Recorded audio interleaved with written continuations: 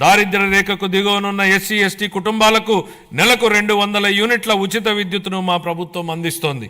అలాగే దారిద్ర్య రేఖకు దిగువన ఉన్న వెనుకబడిన తరగతులకు చెందిన చేనేత అన్నలకు, నాయి బ్రాహ్మణుల సెలూన్లకు ఉచితంగా విద్యుత్తును అందిస్తున్నాం.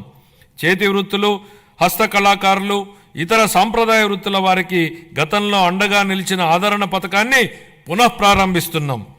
ఈ పథకం అందించే పనిముట్లు మరియు ఉపకరణాల వినియోగంతో ఉత్పాదకత పెరిగి స్థిరమైన ఆదాయం పొందడానికి దోహదపడుతుంది.